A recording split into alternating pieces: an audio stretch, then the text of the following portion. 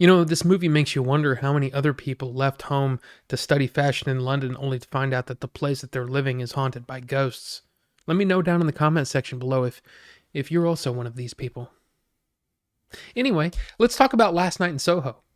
In acclaimed director Edgar Wright's psychological thriller, Eloise, an aspiring fashion designer, is mysteriously able to enter the 1960s, where she encounters a dazzling wannabe singer, Sandie.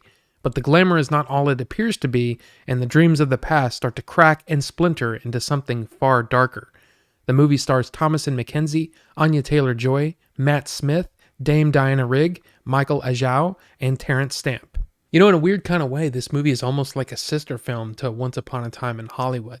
You know, both directors / writers take refuge in the 60s, and they focus on a place that they loved, or there was mystery surrounding it, and there was, you know, a glamour and a wonder about it.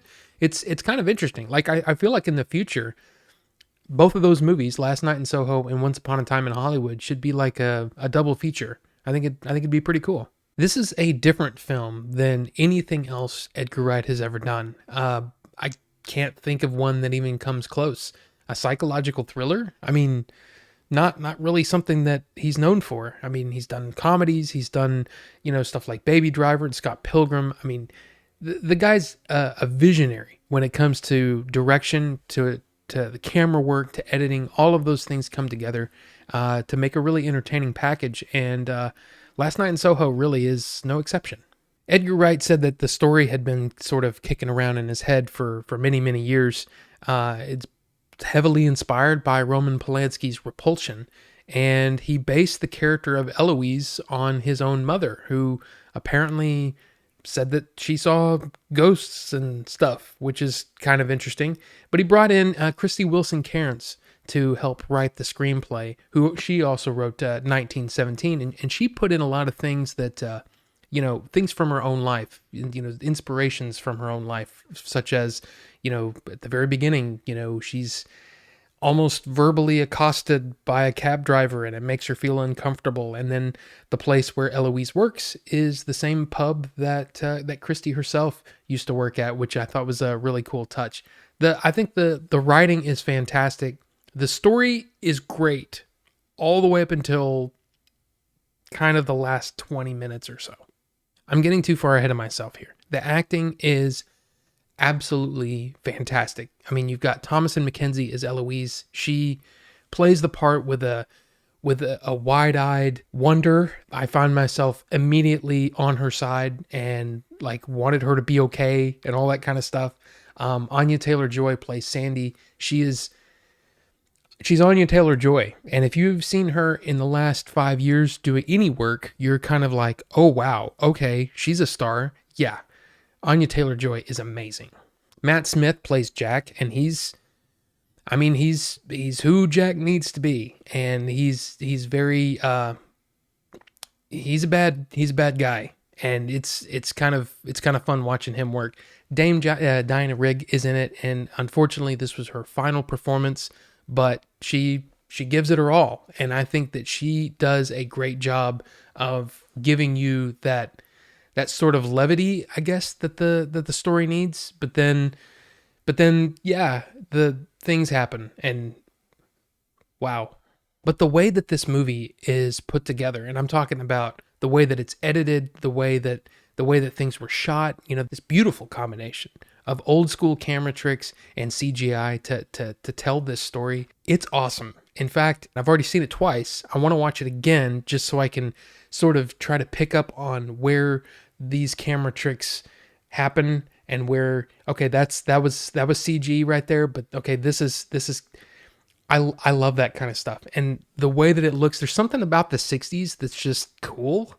It's just cool looking. Of course, this takes a more sinister turn, you know, later in the movie and all that kind of stuff. But for the most part, it's this beautiful, I mean, just all the different techniques, you know, the little camera, I don't know what it's like a pinwheel. It's like on a drill, and it shows the different lights, and you shine the light through it, and it gives different effects. And I love that stuff. I think it's really, really fun to watch. And yeah, I kind of want to just watch it again just for that.